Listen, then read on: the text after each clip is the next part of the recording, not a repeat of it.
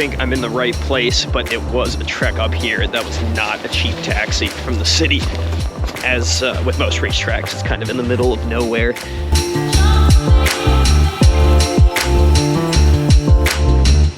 I am so excited to be here. I can hear the cars starting to warm up, and just from the few I've seen, even in the parking lot, there's going to be some really cool things here. I cannot wait to see the level of the builds, the level of the driving, and I haven't even gotten eyes on the racetrack yet, but it's in this really awesome setting, almost like a quarry surrounded by a forest. I don't want to use the word magical, but kind of feels like it. Very cool transport trucks over here. And now I'm starting to see the track. It looks awesome.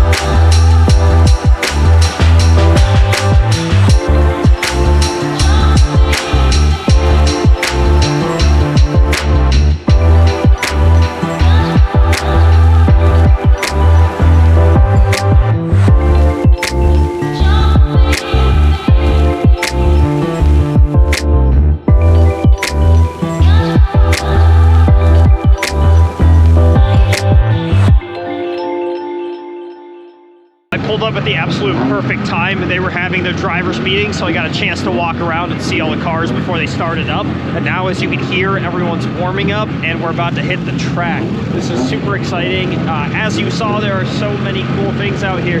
Tons of S chassis, tons of JZXs. There's a Mark IV Supra over there that I'm excited to see, a bunch of FDRX7s. I think we're ready to go.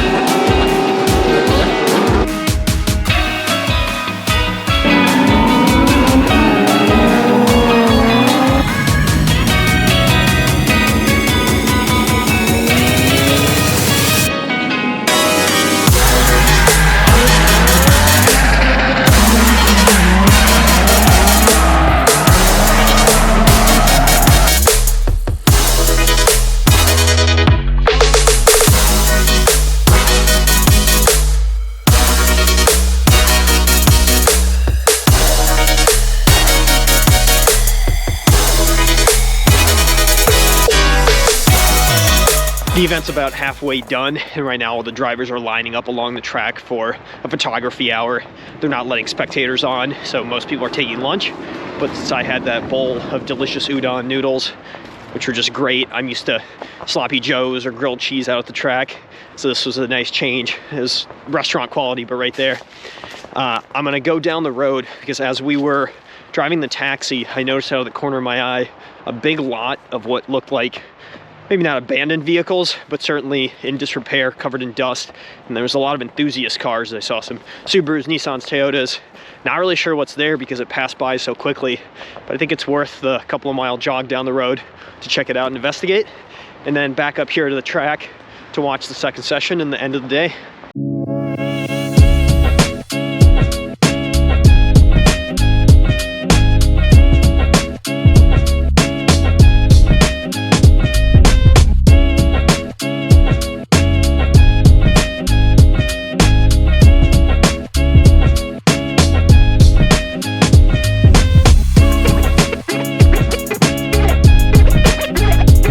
I'm just getting back to the track and a little winded because I ran the last 2 miles. You can also hear the cars starting to go again. I think the competition started about a half hour ago and there's about 2 more hours of driving.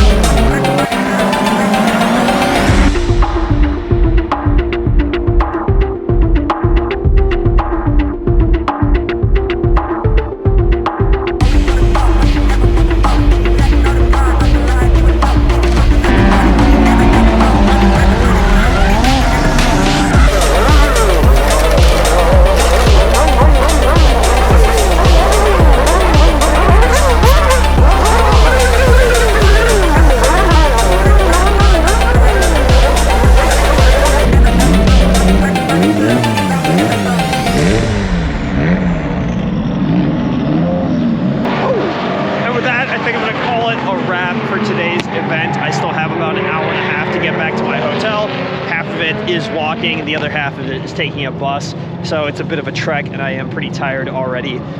What an amazing day it's been. This track has exceeded my expectations. The drivers have been amazing. The cars have been amazing. And these guys really drive the doors off. Literally, there are bumpers missing, dents all over the cars, especially those 86s. They look like tin cans. They got kicked around the whole day.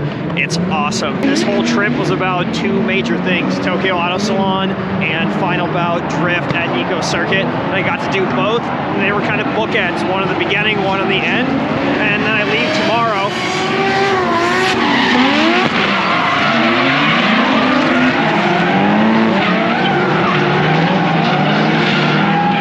Well, holy shit, I am gonna miss this, especially because it's off season back home. It's getting me really excited to get to Shano, US Air, our local track, and watch the drifting there and hopefully participate this year, because after all, I do have my Toyota Cressida back home, and I think this has given me all the motivation I need to rebuild that engine, get it running over the off season, and join the drifters, not out here, but back home. Yeah, really feeling the excitement after this one. So I'm glad I came, glad I went all the way to Japan for this. Once in a lifetime trip.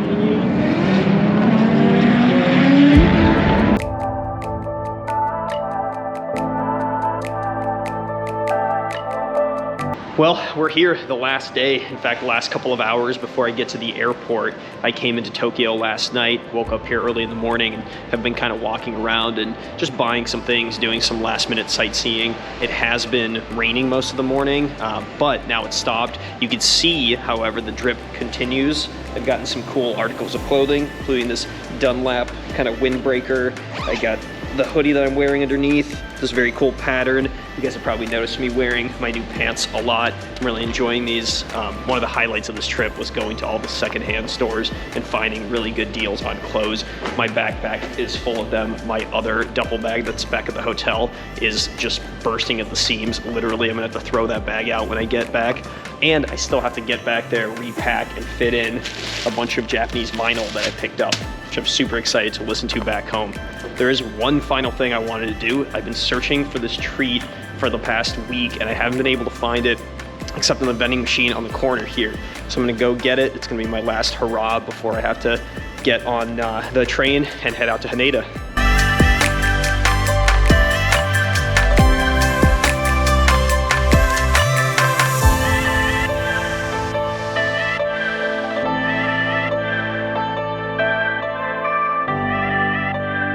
All right, I'm gonna break down why I think this is one of the best ice creams ever. It's the 17 Ice. First of all, it comes in a nice little box. Makes you feel like you're unpacking something cool, and you are, because this isn't a conventional ice cream. You can see that the cone is all around it. Essentially, it's a boat. So, when you bite into it, you have the ice cream part, and you have a layer of chocolate. What the ice cream does is it keeps that chocolate cold and crunchy and consistent throughout. So you don't have big pockets of chocolate or ice cream, you know exactly what you're getting the whole way through. And when you're walking around, you can grab it anywhere you want, eat it all the way down, and you're never gonna get your hands messy. This is awesome. This is what Japan engineering is all about. We don't have this back home, and I guess I didn't even mention that you can share because it's divided into 3 sections. So if you have 3 of your friends, break it up, give it to them, and they can all enjoy it at the same time.